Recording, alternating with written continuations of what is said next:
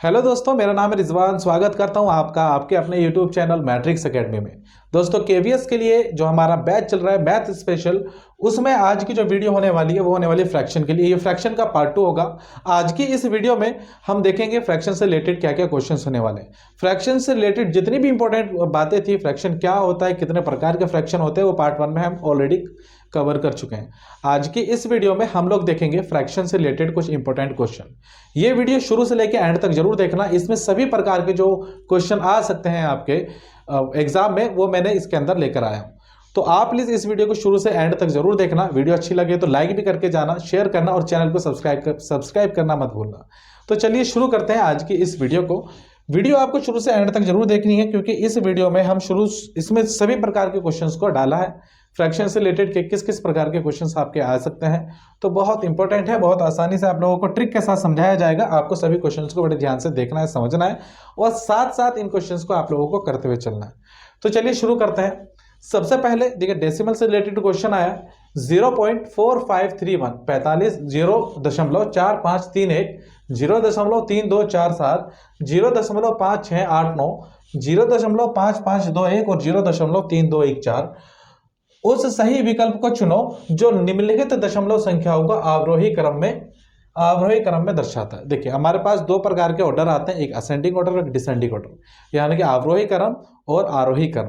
देखिए, आरोही क्रम क्या होता है? आरोही क्रम होता है बढ़ता हुआ क्रम, यानी कि सबसे पहले जो संख्या लिखी जाएगी वो सबसे छोटी, और उसके बाद उससे बड़ी, और उसके बाद उससे बड़ी। जो लास्ट में संख्या लिखी जाती है वो सबसे बड़ी संख्या लिखी जाती है। आरोही क्रम इसका जस्ट अपोजिट होता है, इसका उल्टा होता है। आरोही क्रम में हम पहले सबसे बड़ी संख्या लिखते हैं, उसके बाद उससे छोटी, फिर उससे छोटी, फिर उससे छोटी। इस प्रकार इस क्रम में अगर हम संख्याओं को अरेंज करते हैं, इस क्रम में अगर हम संख्याओं को लिखते हैं, तो यह क्रम आपका आरोही क्रम कहलाता है। देखिए, समझाते हैं आपको इस क्वेश्चन का आंसर क्या होगा। यहां पर आपको कहा 0.4531। आपको जब भी दशमलव की संख्याओं को कंपैरिजन करना हो, तो यहां पर दशमलव से पहले किसी में भी कोई संख्या नहीं दे रखी। दशमलव से पहले अगर संख्या आ जाती है तो पहले हम उनका कंपैरिजन करते हैं, कौन सी संख्या छोटी होगी और कौन सी संख्या बड़ी होगी, उसी प्रकार से अरेंज करते हैं। बट अगर दशमलव के बाद, यदि दशमलव के बाद की संख्याएं हैं सिर्फ, तो इसे किस प्रकार देखेंगे? यहां पर भी आपको उसी क्रम में देखना है कि कौन सी संख्या छोटी है, कौन सी संख्या बड़ी है दशमलव के बाद। तो अगर मैं दशमलव को अभी के लिए भूल जाऊं, तो यह 4531, 3247, 5689, 5521 और 3214। तो यहां पर जो सबसे बड़ी संख्या है, देखिए आरोही क्रम है, तो आपको क्या लिखना होगा? पहले सबसे बड़ी संख्या, फिर उससे छोटी। तो सबसे बड़ी संख्या अगर आप ध्यान से देखेंगे, तो सबसे बड़ी संख्या आपकी यहां पर जो होगी वो होगी 5689। 5689 है, ये सबसे बड़ी संख्या होगी। तो आप देखेंगे सबसे बड़ी यहाँ पर कहाँ दे रखा है ऑप्शन, तो दो जगह दे रखा है, 5689 यहाँ पर भी, यहाँ पर भी। दोनों में से कुछ भी ऑप्शन हो सकता है। तो अब सबसे छोटी संख्या को देखेंगे। सभी संख्याओं को देखने की आवश्यकता नहीं होगी। अगर मैच होता है तो हमें देखना पड़ेगा, बट यहाँ पर हमारे दो ऑप्शन हो सकते हैं यहाँ पर। तो अब हम देखेंगे इनमें से कौन सा ऑप्शन होगा। ये तो नहीं होने वाला ऑप्शन और ना ही ये ऑप्शन होगा। अब इन दोनों में से कौन सा ऑप्शन आपका सही होगा, उसके लिए आप देखेंगे लास्ट की संख्या, सबसे छोटी संख्या। तो सबसे छोटी संख्या 3214 यहां पर दिया है और 3247 यहां पर दिया है। तो 3247 और 3214 में तो 3214 ही छोटी संख्या होती है। तो यहां पर किसमें मिल रही है? यहां पर आपको ये इसमें मिल रही है, सबसे छोटी संख्या। तो इसका सही उत्तर सी ऑप्शन हो जाएगा। C option is the correct answer for this question. तो इसी प्रकार के क्वेश्चन बड़ी आसानी से, देखिए बहुत सिंपल क्वेश्चंस था। आगे चल के इससे हार्ड क्वेश्चंस भी आपको देखने के लिए मिलेंगे, और उन क्वेश्चंस को ट्रिक की हेल्प से किस तरीके से करेंगे वो सभी प्रकार आपको यहाँ पर बताए जाएंगे। सारे ट्रिक्स आपको यहाँ पर सिखाई जाएंगे। देखिए, यहाँ पर एक क्वेश्चन दिया है, ये आपका सिंप्लीफिकेशन का भी क्वेश्चन है। साथ ही साथ क्योंकि इसमें फ्रैक्शन दिया है, तो एक फ्रैक्शन का क्वेश्चन भी बनता है। तो इस क्वेश्चन को मैं यहाँ पर भी लेकर आया हूँ। तो इसे कैसे करेंगे? यहाँ पर दिया 98 multiply by 98 minus 2 multiply by 2। तो आपको क्वेश्चन में दिया है 98, इसके साथ मल्टीप्लाई दे रखी है 98, और साथ में दे रखा है माइनस 2 मल्टीप्लाई 2 और अपॉन में क्या दिया है आपको? 98 माइनस 2। देखिए, इस क्वेश्चन को सॉल्व करने के लिए आपको मल्टीप्लाई करने की जरूरत नहीं है। एक आइडेंटिटी, एक फॉर्मूला आपको याद करना पड़ेगा, जो कि होता है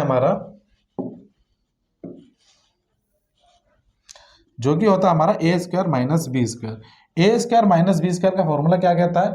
यह होता है कि ए स्क्वायर माइनस बी स्क्वायर तो ये होता है a प्लस बी, यानी कि अगर इस तरीके से कोई संख्या दे दे कि पहली संख्या का स्क्वायर हो, साथ में दूसरी संख्या आपको दे रखे उसका भी स्क्वायर हो, तो वहां पर आपको करना क्या होता है, वहां पर आपको दोनों संख्याओं को एक बार जोड़ देना होता है और एक बार घटा देना होता है। इस तरीके से आसानी से आप कर सकते हैं। तो यहां पर कुछ इसी प्रकार से हमें दिख रहा है 98 मल्टीप्लाई 98 मीन्स 98 का स्क्वायर आपको दिया है, माइनस 2 मल्टीप्लाई 2 मीन्स 2 का भी आपको स्क्वायर दिया है। तो 98 का स्क्वायर माइनस 2 का स्क्वायर, क्या इस प्रकार की आइडेंटिटी नहीं हो रही है? 98 का स्क्वायर माइनस 2 का स्क्वायर यानी कि ए स्क्वायर माइनस बी स्क्वायर। तो एक बार दोनों संख्याओं को जोड़ दो और एक बार दोनों संख्याओं को घटा दो। तो हम इसी तरीके से करेंगे। तो यहां पर आपको क्या करना होगा, 98 प्लस 2, एक बार दोनों संख्याओं को जोड़ेंगे और सेकंड टाइम में क्या करेंगे, दोनों संख्याओं को आपको घटाना होगा, 98 माइनस 2 और अपोन में आपको क्या दिया हुआ है, अपोन में भी आपको इसी प्रकार से क्वेश्चन दे रखा है 98 माइनस 2। तो यहां पर जब आप देखेंगे 98 माइनस 2 और यहां पर भी क्या दे रखा है 98 माइनस 2, तो इससे ये डिवाइड हो जाएगा, ये कट जाएगा, तो यहां पर आपका आंसर आ जाएगा 98 प्लस 2। तो 98 प्लस 2 कितना होता है, 98 में अगर 2 ऐड करते हैं तो 100 आ जाता है। 100 आपका सही आंसर होगा। तो यहाँ पर 100 कहाँ पर है, तो C option is the correct answer for this question. तो यहाँ पर जो आंसर आएगा वो सी आ जाएगा। तो इस प्रकार की आइडेंटिटी देखिए, सभी सवाल के साथ जो फॉर्मूले यूज होने होंगे या फिर जो शॉर्ट ट्रिक यूज होनी होगी वो मैं साथ साथ आपको बताते हुए चलूंगा। तो वीडियो को पूरा जरूर देखना है आपको। नेक्स्ट क्वेश्चन अगर हम देखें, नेक्स्ट क्वेश्चन में आपको क्या दे रखा है, 1/2 plus 3/2 plus x is equal to 1, ये दे रखा है। तो आपसे पूछ रहा है find the value of x. X की वैल्यू आपको यहाँ पर बतानी है कि एक्स की वैल्यू यहाँ पर क्या होने वाली। यहाँ पर आपको फिल इन द ब्लैंक्स भी बोल सकता है कि यहाँ पर इसकी जगह क्या होगा कि यहाँ पर आपको एक्स ये जो है यहाँ पर कि यहाँ पर क्या रखा जाए कि इन तीनों को जोड़ के एक आ जाए। तो इस प्रकार के सवालों को किस तरीके से किया जाता है, यहां पर आप देखेंगे 1/2 प्लस 3/2 की दोनों का बेस एक जैसा है।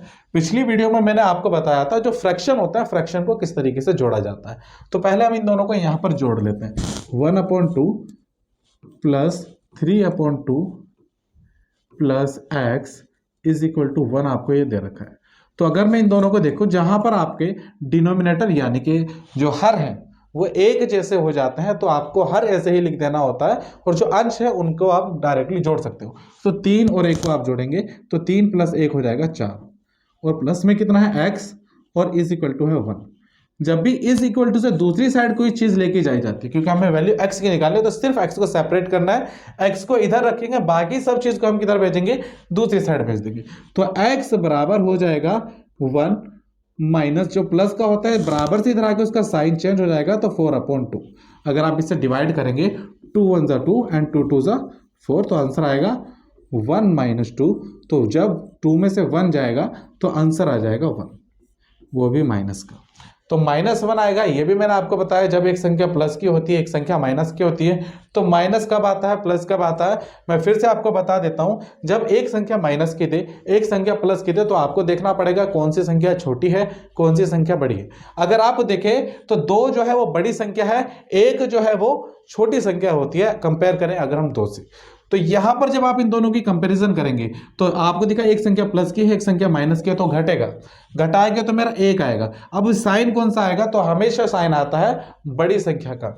तो 2 जो है वो किसका है, माइनस का। लेफ्ट साइड में उसका साइन देखा जाता है तो 1 के बराबर में कुछ नहीं है, तो वहां पर प्लस होगा।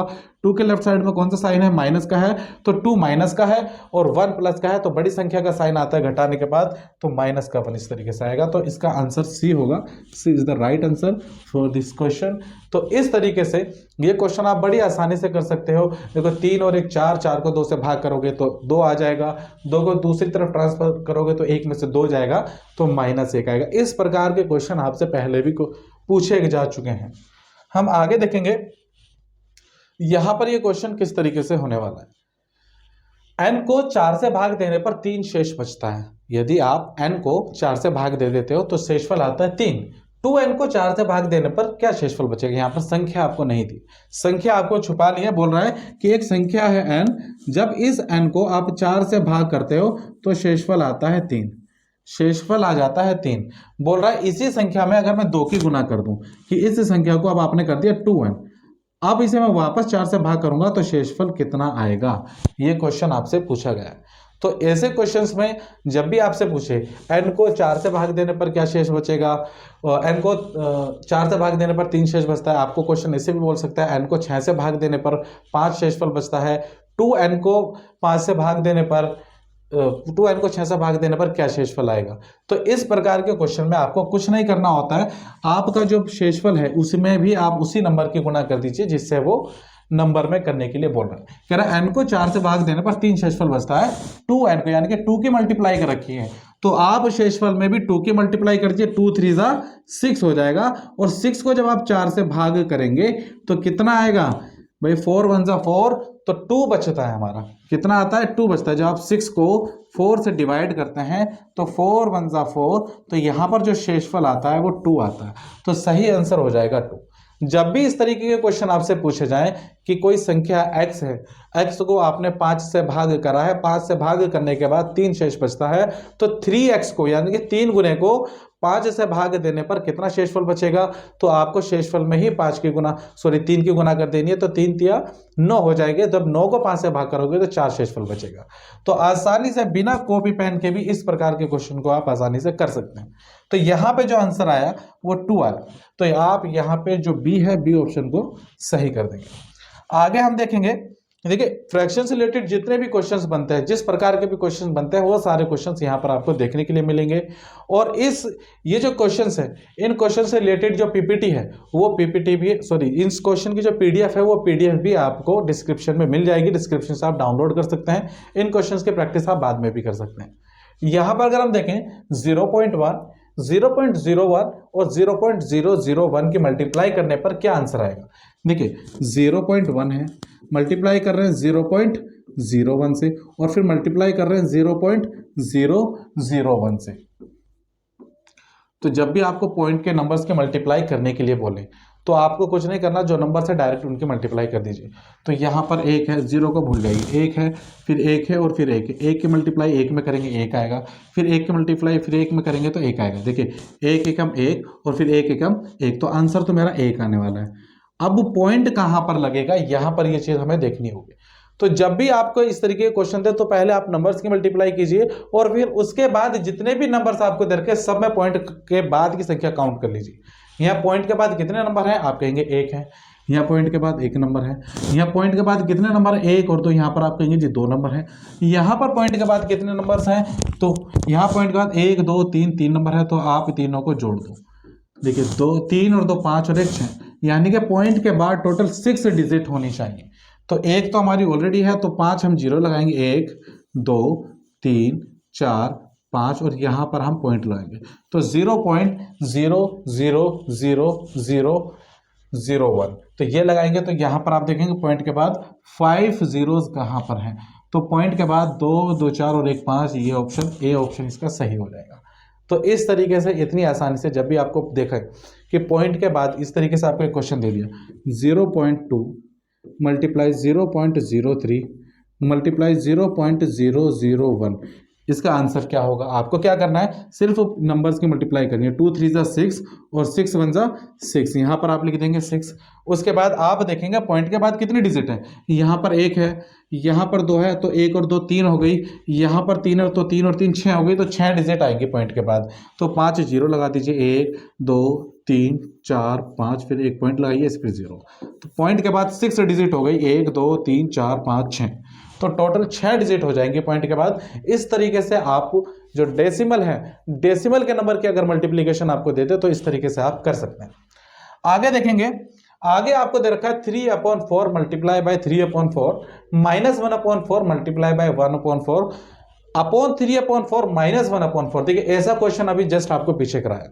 यहाँ पर आपको जो दिया है कि 3/4 है, इसकी मल्टीप्लाई कर रहे हैं आप 3/4 से, फिर यहाँ माइनस कर रहे हैं बीच में, यहाँ पर है 1/4 और फिर इसकी मल्टीप्लाई कर रहे हैं 1/4 में, और अपॉन में आ रहा है आपका 3/4 और इसे माइनस कर रहे हैं 1/4 से। क्या मैंने अभी जस्ट पीछे आपको एक क्वेश्चन नहीं कराया ऐसा, आपको बताया था कि a² माइनस b² जो आइडेंटिटी है वो क्या होती है कि एक बार इन्हें जोड़ देते हैं a + b और एक बार इन्हीं को हम क्या कर लेते हैं, घटा लेते हैं a - b। ये सिंपल सा एक फॉर्मूला हमें यहाँ पर लगाना पड़ेगा। तो यहाँ पर अगर आप देखें तो 3/4 मल्टीप्लाई 3/4 माइनस 1/4 मल्टीप्लाई 1/4, यानी कि 3/4 का स्क्वायर दे रखा है और 1/4 का स्क्वायर दे रखा है। तो a का स्क्वायर दे रखा है माइनस b का स्क्वायर दे रखा है, तो क्या करते हैं, एक बार उन्हें जोड़ते हैं और एक बार उन्हें घटाते हैं। तो 3/4 के साथ जोड़ना होगा 1/4 को, और सेकंड में हम क्या करेंगे, 3/4 के साथ माइनस करना होगा किसे, 1/4 को। तो यहां पर क्या करेंगे, जब हम इसे माइनस करेंगे अपॉन में 3/4 माइनस 1/4 आप ऐसे लिखेंगे। तो हम यहां पर देखेंगे 3/4 माइनस 1/4 है, यहां पर भी 3/4 माइनस 1/4 है, तो इससे ये क्या हो जाएगा, डिवाइड हो जाएगा, इससे ये क्या हो जाएगा, डिवाइड हो जाएगा, और बचेगा कितना, 3/4 प्लस 1/4, बचेगा कितना, 3/4 और प्लस में कितना है, 1/4।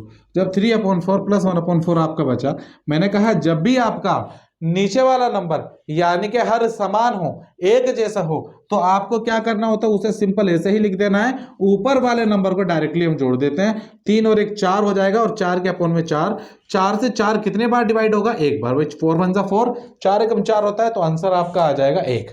आंसर कितना आ जाएगा, 1 आंसर आ जाएगा। तो इस क्वेश्चन का ए ऑप्शन सही हो जाएगा। तो इतनी ही आसानी से क्वेश्चन को करते हुए चलेंगे, और मैं उम्मीद करता हूं कि क्वेश्चन आपको अच्छे से समझ में आ रहे होंगे। क्वेश्चन अगर समझ में नहीं आ रहे तो प्लीज कमेंट बॉक्स में बताना, मैं कोशिश करूंगा दोबारा से किसी भी तरीके से आपको क्वेश्चन समझाया जाए। और इससे रिलेटेड और क्वेश्चन अगर आप चाहते हैं तो भी हमें बताएं, आपको क्वेश्चन सेंड कर दिए जाएंगे। यहां पर अगर हम देखें, ये क्वेश्चन है a बराबर 5/11, b बराबर 3/7। इस क्वेश्चन को थोड़ी देर बाद देखेंगे, आगे देखेंगे एक बार। देखिए ये क्वेश्चन बहुत बार पूछे जा चुके हैं एग्जाम में। अगर आप देखें इस तरीके के क्वेश्चन जो फ्रैक्शन से आते हैं बहुत बार पूछे जा चुके हैं, और फ्रैक्शन से जो क्वेश्चन आते हैं इसी प्रकार के ज्यादा पूछे जाते हैं। तो हम देखें, एक कंटेनर 3/4 भाग पानी से भरा हुआ है। एक कंटेनर का 3/4 भाग पानी से भरा हुआ है। यदि 6 लीटर पानी निकाला जाता है तो कंटेनर का 1/2 भाग रह जाता है।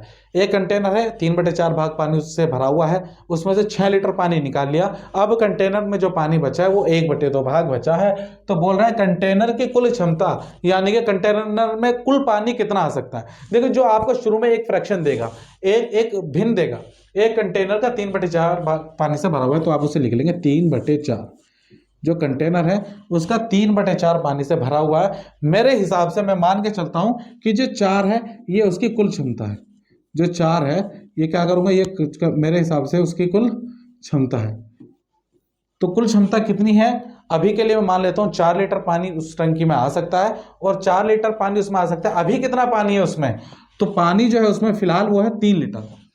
कुल क्षमता उसकी 4 लीटर की है, पानी कितना है उसमें 3 लीटर। बोल रहा है कि यहां से इस क्वेश्चन को इसी तरीके से करना है, जो डिनोमिनेटर होता है, जो आपका हर है, हर को आपको उसकी कुल क्षमता मान के चलना है कि जो हर होगा वो उसकी कुल क्षमता है, और ऊपर वाला उसमें जो अभी फिलहाल पानी है वो है। तो बोल रहा है कि कुल क्षमता तो उसकी 4 लीटर है और पानी उसमें 3 लीटर है। बोल रहा है कि 6 लीटर पानी उसमें से निकाल लिया तो 1/2 भाग बचता है। बचा कितना है, भाग है 1/2 भाग उसका बचा। तो पहले ये कंडीशन थी हमारी, क्या बोल रहा है कि पहले तो ये था हमारा, ठीक है, और पानी निकालने के बाद में क्या कंडीशन हो गई, 1/2। पहले 3/4 यानी कि कुल क्षमता 4 लीटर थी, पानी था उसमें 3 लीटर, और अब जो क्षमता बता रहा है 2 लीटर। तो क्षमता तो उतनी ही आनी चाहिए, बराबर होनी चाहिए भाई। पहले 4 लीटर क्षमता यानी कि पहले टंकी में 4 लीटर पानी आ सकता है, अब बोला पानी जो है वो 2 लीटर आ सकता है। तो 2 लीटर नहीं, ये 4 लीटर ही होगा, क्योंकि हम इसमें क्या करेंगे, उसके लिए 2 की मल्टीप्लाई करेंगे। तो जब आप 2 की मल्टीप्लाई करेंगे, जिस नंबर से हमें नीचे मल्टीप्लाई करनी होगी उसी नंबर से ऊपर करेंगे। तो 2 2 जा तो 4 हो जाएगा, और 2 1 जा 2। हमने क्या करा, क्षमता को बराबर कर लिया। पानी जो है टंकी में, तो एक बार दोबारा समझेंगे, पहले जो पानी बोल रहा है कि 3/4 पानी है, यानी कि कुल क्षमता उसकी 4 लीटर की थी, पानी उसमें है 3 लीटर, बाद में उसमें जो पानी बचा 1/2। तो हमने जो कुल क्षमता को बराबर कर लिया, तो 2 को 4 बनाने के लिए किसकी मल्टीप्लाई करनी होगी, 2 की मल्टीप्लाई करनी होगी। जिस नंबर से नीचे मल्टीप्लाई करते हैं उसी नंबर से ऊपर मल्टीप्लाई करते हैं। तो आंसर आ जाएगा 2 1 जा 2 और 2 2 जा 4, यानी कि पहले जो कुल क्षमता कितनी, 4 लीटर, और अभी भी क्षमता है 4 लीटर। पहले पानी था 3 लीटर, अब पानी बचा 2 लीटर। तो यहां पर अगर आप देखें हमारे हिसाब से कितना पानी कम हुआ है, पानी पहले 3 लीटर था टंकी में, और यहां पर पानी अब कितना बचा है, 2 लीटर। तो हमारे हिसाब से पानी कितना कम हुआ, 1 लीटर। पानी कितना कम हुआ, 1 लीटर। क्वेश्चन बोल रहा है पानी सर 6 लीटर कम हुआ है, पानी कितना कम हुआ, 6 लीटर। तो एक की वैल्यू आ गई 6, एक की वैल्यू कितनी आ गई, 6। कुल क्षमता हमसे पूछ रहा है, कुल क्षमता कितनी होगी, कुल क्षमता हमारे हिसाब से तो 4 थी। अगर एक की वैल्यू 6 है तो 4 की वैल्यू कितनी हो जाएगी, तो 4 की मल्टीप्लाई करेंगे 6 में, 6 4 24, 24 लीटर। तो 24 लीटर उसकी कुल क्षमता आ जाएगी। इस तरीके से इस क्वेश्चन को आसानी से किया जा सकता है। अगर नहीं समझ में आया है तो नेक्स्ट आगे भी कुछ क्वेश्चंस मैंने इस प्रकार के रखे हैं, ध्यान से समझना, क्वेश्चन बहुत आसान से आपको समझ में आ जाएगा। और इस प्रकार के क्वेश्चन आपसे एग्जाम में कई बार पूछे जा चुके हैं, तो एक बार और मैं इसे ही रिपीट कर देता हूं, एक बार समझेंगे। तो यहां पर आपसे क्या बोल रहा है, एक कंटेनर में 3/4 भाग पानी है, कंटेनर का 3/4 भाग का पानी है। तो कंटेनर में 3/4 भाग पानी है, तो जो नीचे वाला होता है उसे हम कुल क्षमता मान के चलते हैं। तो कुल क्षमता 4 है, पानी अभी जो है उसमें 3 लीटर है। बाद में जब पानी निकाल लिया गया तो वो बोल रहा है कि 1/2 भाग पानी बचा। तो नीचे वाला तो कुल क्षमता होती है, तो क्षमता तो चेंज नहीं हो सकती, जितना पानी पहले आ सकता था अभी भी उतना ही आ सकता है। तो इसे हम बराबर करेंगे, तो 2 में 2 की मल्टीप्लाई करेंगे तो 4 हो जाएगा। पहले भी क्षमता 4 थी, अब भी क्षमता 4 है। जिस नंबर से नीचे मल्टीप्लाई करते हैं उसी नंबर से ऊपर 2 एकम 2। तो पहले पानी 3 लीटर था, अब पानी 2 लीटर है। तो पानी हमारे हिसाब से कितना कम हुआ, पहले 3 लीटर था अब 2 लीटर है, 3 में से 2 जाएगा तो 1 लीटर पानी कम हुआ। क्वेश्चन के हिसाब से पानी 6 लीटर कम हुआ है, तो 1 बराबर 6 आ गया। अगर 1 की वैल्यू 6 है तो 4 की वैल्यू कितनी होगी, अगर 1 पेन 6 रुपए का आएगा तो 4 पेन कितने के आएंगे, 24 रुपए के। तो आप यहाँ मल्टीप्लाई करेंगे 4 6 24, तो 24 लीटर उसकी कुल क्षमता है। तो इसका सही उत्तर कितना हो जाएगा, इसका सही उत्तर हो जाएगा 24 लीटर, ए ऑप्शन। तो 24 लीटर इसका बिल्कुल सही उत्तर हो जाएगा। आगे देखेंगे, इसी प्रकार का क्वेश्चन है, यदि किसी टैंक के 1/3 भरे होने पर 80 लीटर पानी आता है। यदि किसी टैंक के 1/3 भरा है, कितना भरा है, 1/3 पानी भरा है, तो हम लिखेंगे पहले। तो पहले कितना है भाई, 1/3, यानी कि कुल क्षमता 3 है उसकी, 3 लीटर पानी आ सकता है। पानी कितना है उसमें, 1 लीटर। मतलब टोटल पानी की जो क्षमता है कि जो उसमें आ सकता है, कुल क्षमता 3 है, और पानी कितना है उसमें, 1 लीटर है। कह रहा है कि होने पर 80 लीटर पानी आता है। 1/3 भरे होने पर कितना पानी आ रहा है, 80 लीटर। कुछ निकाला नहीं है, तो 1/3 भरे होने पर कितना पानी आ रहा है भाई, 80 लीटर पानी आ रहा है। तो उससे आधे भरे होने पर कितना पानी आएगा, तो उससे भी आसान क्वेश्चन है। यहाँ तो आपको डायरेक्ट दे दिया भाई, एक कुल क्षमता 3 लीटर है, पानी है उसमें 1, मेरे हिसाब से 1 लीटर है। वो कह रहा है 1 लीटर नहीं 80 लीटर है, तो 1 की वैल्यू 80 है, तो 3 की वैल्यू कितनी हो जाएगी, एक पेन अगर 80 रुपए का, या एक बुक अगर 80 रुपए की आ रही है, तो 3 बुक कितनी की आएगी, तो 80 गुना 3 करेंगे, 3 अट्ठे 24, 240 लीटर, 240 लीटर। तो आंसर कितना आ जाएगा, 240 लीटर। बट यहां पर हमसे पूछा उसने कितना पानी आएगा, उसके आधे भरे होने पर कितना पानी आएगा। अगर पूरा भरने पर 240 लीटर आ रहा है, अगर पूरा भरने पर 240 लीटर आ रहा है, तो आधा भरने पर कितना आएगा, 120 लीटर। 2 से आप इसे भाग करेंगे, 2 एकम 2, 2 3 4 0, तो 120 लीटर आपका आंसर आ जाएगा, 120 लीटर। अगर किसी टैंक के 1/3 भरे होने पर कितना है भाई, 80 लीटर है, तो आपको डायरेक्ट दे दिया। हमारे हिसाब से एक पानी है, बट पानी उसमें कितना है, 80 लीटर है, तो 1 बराबर 80, तो 3 बराबर 240। अगर 240 में फुल भर रहा है तो आधे में कितना भरेगा, 120। हम आगे देखेंगे, ये भी देखिए उसी प्रकार का क्वेश्चन है। इस क्वेश्चन को एक बार ध्यान से देखेंगे। एक कंटेनर का 3/4 भाग पानी से भरा हुआ है। यदि 30 लीटर पानी निकाला जाता है तो कंटेनर का खाली रह जाता है। क्या कह रहा है कि पहले जो हमें कंडीशन दे दी 3/4 कि कुल क्षमता तो उसकी 4 लीटर है। एक कंटेनर है उसमें 4 लीटर पानी आ सकता है हमारे हिसाब से, और अभी जो पानी है उसमें 3 लीटर है। अब कह रहा है कि 30 लीटर पानी, जो 30 लीटर पानी है वो निकाल लिया है, तो कंटेनर खाली हो जाता है। कंटेनर क्या है, खाली रह जाता है। तो हमारे हिसाब से 3 लीटर पानी है, वो कह रहा है जी 30 लीटर है। अब ये 30 लीटर पूरा निकाल लिया तो कंटेनर खाली, यानी कि 3 लीटर जो था वो पूरा निकाल लिया तो कंटेनर क्या हो गया, खाली। तो यानी कि 3 बराबर दे दिया आपको डायरेक्टली 30, इनडायरेक्टली। तो 3 बराबर कितना दे दिया आपको, 30। अगर 3 के बराबर 30 है तो 1 बराबर कितना होगा भाई, अगर 3 पेन 30 रुपए के आते हैं तो 1 पेन कितने का आएगा, उसके लिए हम क्या करेंगे, इसे 30 को 3 से भाग करेंगे, तो 1 बराबर कितना आ जाएगा, 10। तो 1 बराबर 10 लीटर है। कुल क्षमता कितनी है, 4 लीटर। तो 4 बराबर कितना हो जाएगा, 10 मल्टीप्लाई बाय 4, 40 लीटर, 40 लीटर। कितना आ जाएगा, 40 लीटर। क्वेश्चन समझ में आ गया होगा। बोल रहा है 3/4 भाग पानी से भरा हुआ है, 3/4 जो भाग है वो पानी से भरा हुआ है। 30 लीटर पानी निकाल लिया, यानी कि जितना पानी था वो सारा निकाल लिया तो वो खाली हो गया। तो 3 लीटर पानी था हमारे हिसाब से, वो सारा निकाल लिया तो खाली हो गया। तो वहां पर हमारे हिसाब से 3 लीटर था, क्वेश्चन के हिसाब से 30 लीटर था, तो 3 बराबर 30 तो 1 बराबर 10। तो हमसे पूछा है कंटेनर की कुल क्षमता बताइए, तो कुल क्षमता कितनी है 4, हमारे हिसाब से 4 है ना। तो 1 बराबर 30 है तो 4 बराबर कितना हो जाएगा 40, तो आंसर आ जाएगा 40 लीटर। आगे देखेंगे एक भिन्न 5/8 के तुल्य है। देखिए तुल्य का मतलब क्या है, यहां पर पहले ये समझेंगे तुल्य का मतलब क्या है। देखिए 5/8 मैंने आपको पहले भी समझाया है तुल्य के बारे में कि एक कंटेनर जैसे 5/8 आपको दिया तो इसके तुल्य भिन्न कौन कौन से होंगे। अगर मैं तुल्य भिन्न की बात करूं, तुल्य भिन्न का मतलब होता है इसके मल्टीपल की बात कर रहा है। तो 5 का मल्टीपल क्या होगा 10 होगा, और 8 का मल्टीपल कितना होगा 16। ऐसा नहीं कि 5 का मल्टीपल आप ऊपर से ऊपर 3 के मल्टीप्लाई कर दे नीचे 2 की, जिस नंबर से ऊपर मल्टीप्लाई होती है उसी नंबर से नीचे मल्टीप्लाई। अगर ऊपर 2 से मल्टीप्लाई करो तो 5 दूनी 10, नीचे 2 से मल्टीप्लाई करो तो 8 दूनी 16। तो 5/8 और 10/16 जो फ्रैक्शन है ये दोनों फ्रैक्शन आपस में बराबर है, एक दूसरे के तुल्य भिन्न है। यहाँ पर अगर मैं देखूँ 5 में अगर 3 की मल्टीप्लाई करता तो 15, और 8 में अगर 3 की मल्टीप्लाई करूंगा तो 24। तो 5 या 15 और 8 या 24, इस तरीके से आप इन्हें आसानी से, मतलब ये जो है ये तुल्य भिन्न कहलाएंगे। ये भिन्न क्या कहलाएंगे तुल्य भिन्न। तो ये यही बोल रहा है कि एक भिन्न 5/8 के तुल्य है, यानी कि इसी का कोई नंबर थे तो इसके अंश और हर का योग 91 है।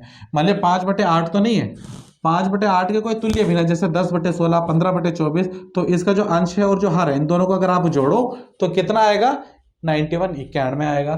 तो 91 है। इस भिन्न के अंश और हर के अंतर क्या होगा, तो जोड़ के तो 91 आता है, और घटा के कितना आता है, घटा के हमसे पूछ रहे हैं इसका अंतर बताओ, तो हम बताएंगे इसका अंतर क्या होता है। यहाँ देखेंगे, अगर देखिए यहाँ पर तुल्य भिन्न समझ में आ गया होगा आपको।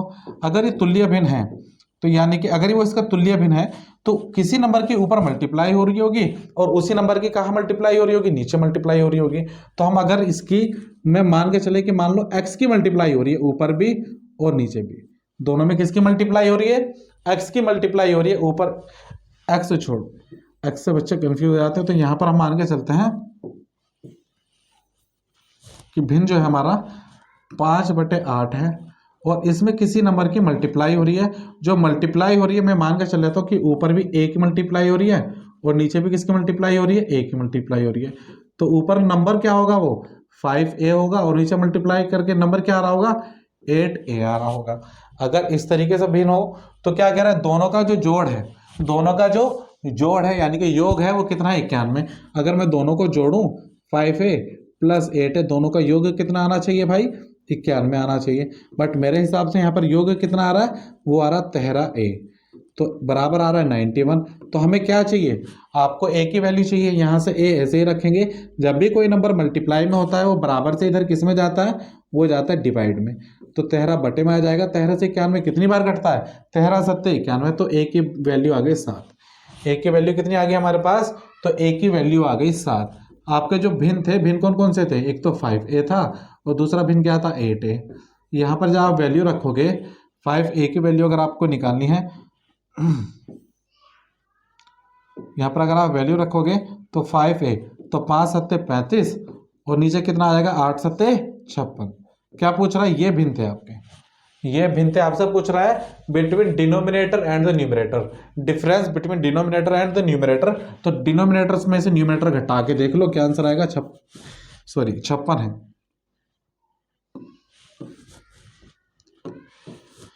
छप्पन में से जब हम 35 घटाएंगे, 56 में से क्या घटाना है हमें 35 घटाना है। 6 में से 5 जाएगा 1, 5 में से 3 जाएगा 2, तो 21 आपका आंसर आ जाएगा। इतनी आसानी से ही क्वेश्चन आपको करने हैं। देखिए एक न्यूमरेटर दे रखा था, डिनोमिनेटर दे रखा है, बोला इसका तुल्य भिन्न है। तुल्य भिन्न का मतलब ऊपर किसी नंबर की मल्टीप्लाई हो रही है और उसी नंबर की कहाँ मल्टीप्लाई हो रही होगी, नीचे।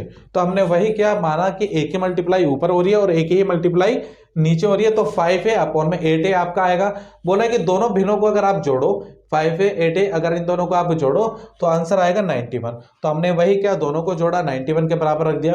बट दोनों को जोड़ के मेरा आया 13a। यहाँ से 13 को हटा के डिवाइड में ले गया, डिवाइड किया 13 ने 91 को 7 टाइम्स, तो a की वैल्यू आ गई 7। अगर a की वैल्यू 7 है, फ्रैक्शन क्या था 5a, तो तो 5 की a में मल्टीप्लाई करेंगे, a की वैल्यू कितनी 7, तो 5 सत्ते 35, तो न्यूमरेटर तो आ गया आपका 35, यानी कि अंश तो आपका आ गया 35 और हर आ गया आपका 56, 8 सत्ते 56। अब इन दोनों के बीच का डिफरेंस यानी कि अंतर पूछा है, तो आपने 56 में से 35 घटाया तो 21 आंसर आ गया आपका। आगे देखेंगे एक बार, निम्नलिखित में से देखिए, वीडियो अगर अच्छी लग रही है तो लाइक कर दीजिए, क्योंकि बड़ी मेहनत से आप लोगों के लिए कंटेंट लेकर आया हूं और बड़ी मेहनत से आप लोगों को सिखाने की कोशिश कर रहा हूं। तो चैनल को सब्सक्राइब कर दो अपने दोस्तों के साथ जो तैयारी कर रहे हैं किसी भी एग्जाम की, क्योंकि ये जो है बेसिक मैथमेटिक्स है, बहुत बेसिक से आप लोगों को बता रहा हूं। तो ये वीडियो को अगर अच्छी लग रही है तो प्लीज़ लाइक करना, अपने दोस्तों के साथ शेयर करना, चैनल को सब्सक्राइब भी जरूर करना है। तो यहाँ पर अगर हम देखें निम्नलिखित में ये आपको दे रखा है, सबसे बड़ी भिन्न कौन सी है, सबसे बड़ी भिन्न कौन सी है, यह क्वेश्चन आपसे बहुत एग्जाम में पूछा जाता है कि आपको बहुत सारे फ्रैक्शंस दे दिए और पूछता है कि सबसे बड़ी भिन्न कौन सी है।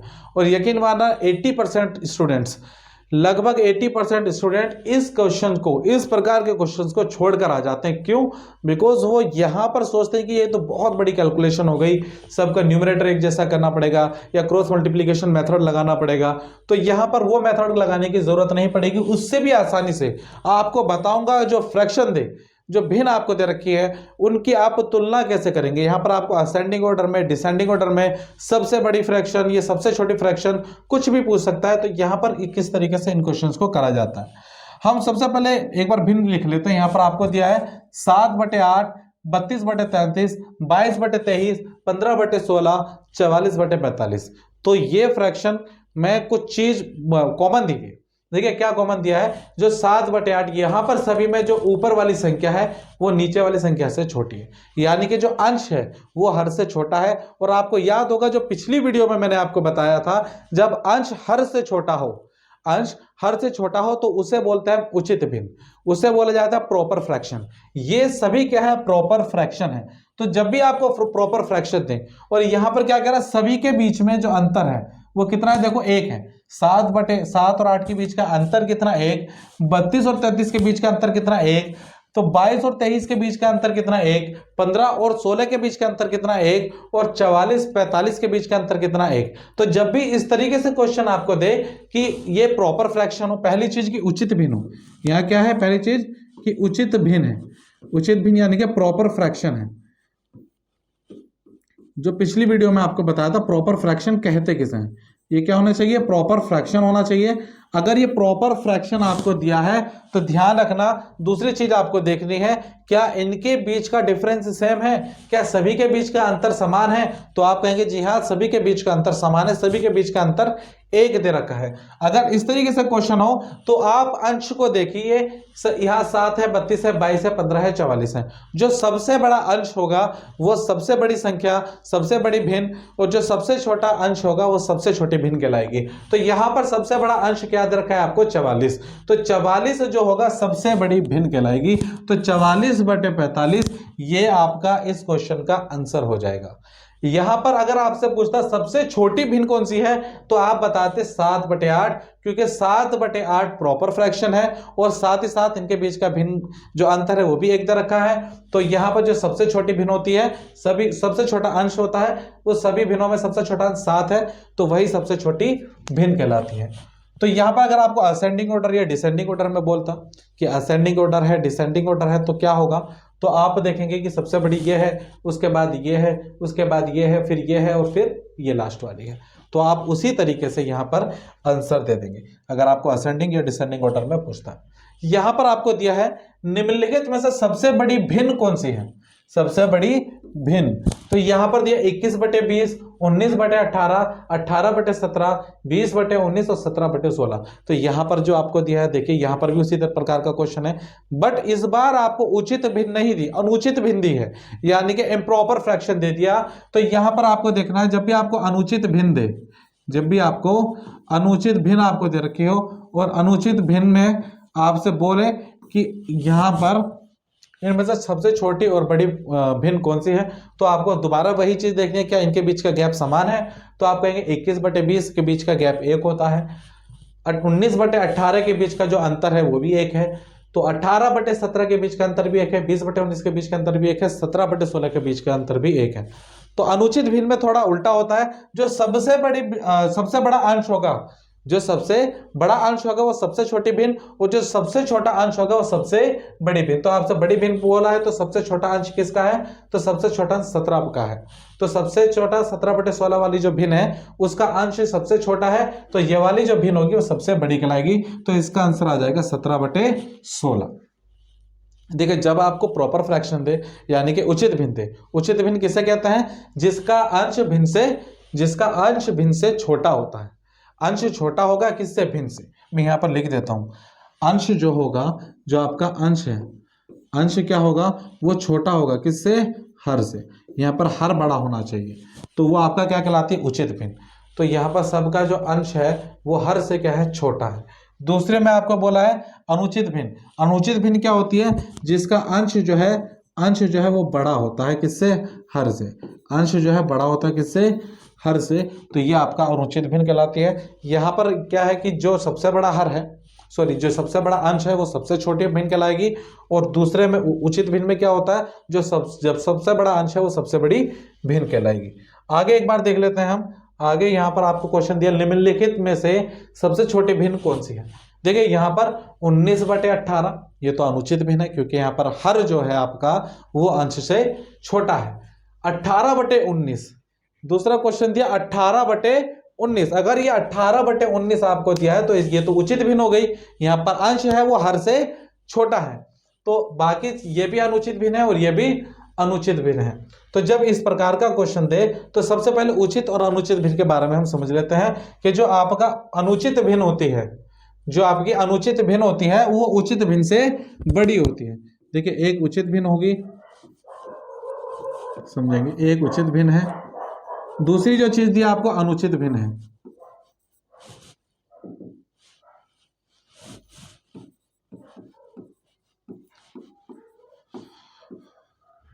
जो अनुचित भिन्न है, तो हमेशा ध्यान रखना, जो अनुचित भिन्न होती है वो बड़ी होती है किससे, उचित भिन्न से। अनुचित भिन्न बड़ी होती है उचित भिन्न से। तो यहाँ से सबसे छोटी भिन्न का है तो जाहिर सी बात है एक ही आपको उचित भिन्न दे रखी है तो वो सबसे छोटी हो जाएगी। तो 18/19 इस क्वेश्चन का सही जवाब हो जाएगा, 18/19। अगर फिर भी आपको देखना पड़ता तो बाकी सब क्या है आपकी, अगर सबसे बड़ी पूछता तो उचित भिन्न तो नहीं हो सकती, उचित भिन्न तो अनुचित भिन्न से छोटी होती है। फिर आपसे पूछता कि सबसे बड़ी भिन्न कौन सी है, तो ये तो ऑप्शन नहीं हो सकता। बाकी तीनों में आप क्या करते हैं, कंपैरिजन करते हैं। जिसका अंश सबसे बड़ा होता वह आपकी सबसे छोटी कहलाती है, और जिसका अंश सबसे छोटा होता वह आपकी सबसे बड़ी कहलाती है। यहीं पर अगर हम दूसरा क्वेश्चन ले लें कि सबसे बड़ी भिन्न, दूसरा क्वेश्चन आ जाता है सबसे बड़ी भिन्न कौन सी है। तो बड़ी भिन्न अगर आपसे पूछ ले तो आप बताएंगे कि भाई उचित भिन्न तो नहीं हो सकती, ये तो ऑप्शन नहीं है। बाकी सब में देखिए अंश किसका सबसे छोटा है, तो सबसे छोटा अंश ये है, तो ये भिन्न आपकी सबसे बड़ी कहलाएगी। 17/16 फिर इसका आंसर होता है, 17/16 सबसे बड़ी भिन्न है। हम आगे देखेंगे, निम्नलिखित में से सबसे छोटी भिन्न कौन सी है। निम्नलिखित में से सबसे छोटी भिन्न कौन सी। अभी तक जो क्वेश्चन आ रहे थे उन सभी में जो उनके बीच का अंतर था वो समान था। अब जो क्वेश्चन है ये क्वेश्चन, इसमें इनके बीच का अंतर समान नहीं है, तो इसे किस तरीके से करेंगे। देखिए, 7/11, 9/14, 10/15 और 12/16 ये सभी आपको क्या दिए हैं, एक उचित भिन्न दी है। तो उचित भिन्न को आप किस तरीके से सॉल्व करेंगे। देखिए, क्वेश्चन दिया है 7/11, दूसरा क्या दिया आपको 9/14, फिर क्या दिया 10/15 और फिर दिया आपको 12/16। 12/16 आपको देखना है इनका ये क्या है, इनमें सबसे छोटी भिन्न कौन सी है, सबसे छोटी भिन्न कौन सी होगी तो आप बताएंगे। यहां पर आपको देखना है इनके बीच का अंतर क्या है। तो यहां पर देखेंगे 7 और 11 के बीच का अंतर कितना है, 4। 9 और 14 के बीच का अंतर कितना है, 5। 10 और 15 के बीच का अंतर कितना है, 5। 12 और 16 के बीच का अंतर है 4। देखिए, जब भी आपको इस तरीके के क्वेश्चन दे, यहाँ पर मैक्सिमम बच्चे क्या करते हैं, जो गलती कर देते हैं कि इसे सॉल्व करने बैठ जाते हैं कि इसे प्रॉपर टेक्निक से, प्रॉपर मेथड से सॉल्व किया जाए, ताकि आप इसे पूरा एक मतलब 5-10 मिनट आपकी खा जाएगा क्वेश्चन, और आपका मतलब बहुत इंपॉर्टेंट जो टाइम रहता है एग्जाम में वो खर्च हो जाता है। तो आप इस तरीके से तो नहीं चाहेंगे कि आप इस तरीके के क्वेश्चन को, जो कि इतना आसान क्वेश्चन है, आप उसे छोड़ दें या उसके ऊपर इतने ज़्यादा टाइम आप उसके ऊपर खर्च कर दें। तो उसकी एक सिंपल सी टेक्निक है, वो मैं आपको बता देता हूँ कि क्या ट्रिक है कि आपको सभी के बीच का अंतर निकालना है। 7/11, 9/14, 10/15, 12/16। एक्चुअल में हमें करना क्या है, क्योंकि सभी हमारे एक ही प्रकार के फ्रैक्शन है, सभी हमारे क्या है, उचित भिन्न है। तो आपको क्या करना है, सभी के बीच का अंतर समान करना होगा। यहाँ बीच में अंतर 4 है, यहाँ अंतर 5 है, यहाँ अंतर 5 है, यहाँ अंतर 4 है, तो सभी के बीच के अंतर को हमें समान करना होगा। देखिए हमें जो अंतर मिला है, 4 मिला है, 5, फिर 5 और फिर 4। तो हमें क्या करना होगा, यहाँ पर हमें करना क्या होगा कि सबका हमें एक ऐसा नंबर देखना होगा जो इन सभी संख्याओं से कटता है। देखिए 4, 5, यानी कि 5 और 4 से ऐसी कौन सी संख्या है जो छोटी से छोटी, ऐसी कौन सी संख्या है जो दोनों से कट जाती है, यानी कि एलसीएम की मैं बात कर रहा हूं। तो वो क्या होगा आपका 20। 20 एक सबसे छोटी वह संख्या है जो 5 से भी कटती है और 4 से भी कटती है। इससे छोटी तो कोई संख्या नहीं होगी। तो वही संख्या आपकी एलसीएम कहलाती है जो दोनों से कट जाती हो और सबसे छोटी हो। तो यहाँ पे लीस्ट कॉमन मल्टीपल जिसे हम कहते हैं, 5 का मल्टीपल है 20, 4 का भी मल्टीपल है 20, दोनों का कॉमन मल्टीपल है और लीस्ट यानी कि सबसे छोटा है। आगे हम देखेंगे तो ये 20 आपको सब में बनाना है। तो यहाँ पर इनके बीच का अंतर आपको कितना बनाना है, सबके 20 बनाना है। तो यहाँ पर 4 है तो मल्टीप्लाई किसकी करनी पड़ेगी, 5 की करनी पड़ेगी, ताकि 20 बन सके अंतर। तो 4 है तो ऊपर नीचे दोनों में मल्टीप्लाई किससे करेंगे हम, 5 से। 5 से ऊपर और 5 से हम क्या करेंगे, नीचे। यहां पर 5 है तो ऊपर किससे मल्टीप्लाई करेंगे, 4 से, और नीचे किससे मल्टीप्लाई करेंगे, 4 से। यहां पर भी अंतर 5 है तो ऊपर किससे मल्टीप्लाई करेंगे, 4 से, नीचे भी किससे मल्टीप्लाई करेंगे, 4 से। यहां बीच का अंतर जो है वो 4 है तो ऊपर नीचे किससे मल्टीप्लाई करेंगे, दोनों से हम 5 से मल्टीप्लाई करेंगे। जब आप मल्टीप्लाई करोगे तो 7 पंजे 35 और 11 पंजे 55 आपका आ जाएगा। दूसरा फ्रैक्शन क्या आएगा आपका, 4 निम 36 और 14 चौक कितना होता है आपका, 56 होता है। उसके बाद 10 चौक 40 और 15 चौक कितना हो जाएगा आपका, 60 हो जाएगा। 12 पंजे 60 और 16 पंजे कितना हो जाएगा, 80 हो जाएगा। यहां पर देखिए सबके बीच का अंतर आपको 20 मिलेगा। 35 और 55 के बीच का अंतर 20, 36 और 56 के बीच का जो अंतर होता है वो भी 20 होता है, 40 और 60 के बीच का अंतर भी 20 और 60 और 80 के बीच का अंतर भी 20। अब बीच के अंतर अगर समान हो गए हैं, सभी प्रॉपर फ्रैक्शन है, मैंने आपको इसका ट्रिक बताया, तो जो सबसे बड़ी भिन्न, ये सबसे बड़ा अंश, वो सबसे बड़ी भिन्न, और जो जिसका अंश सबसे छोटा वह सबसे छोटी भिन्न कहलाएगी। तो यहां पर अगर आप देखें तो हमसे पूछा गया सबसे छोटी भिन्न कौन सी है, तो सबसे छोटा अंश किसका है, वो 35 है। तो 35 सबसे छोटा है, तो 35/15 जो कि बना है 7/11 से, तो ये आपका आंसर आ जाएगा 7/11, जो होगी वो सबसे छोटी भिन्न कहलाएगी आपकी। मैं उम्मीद करता हूं आसानी से क्वेश्चन आपको समझ में आए होंगे। ये जो वीडियो है, ये जो सेशन है, बहुत अच्छे से आपको समझ में आए होंगे। आपने अगर पहली वीडियो अभी तक नहीं देखी है, जो कि हमारी भिन्न के ऊपर है, यानी कि भिन्न और दशमलव के ऊपर है, वो नहीं देखी तो प्लीज एक बार उस वीडियो को देख लेना। तो बहुत बहुत शुक्रिया इस वीडियो को पूरा देखने के लिए। वीडियो अच्छी लगी हो तो लाइक करना, शेयर करना, चैनल को सब्सक्राइब करना। Thank you so much.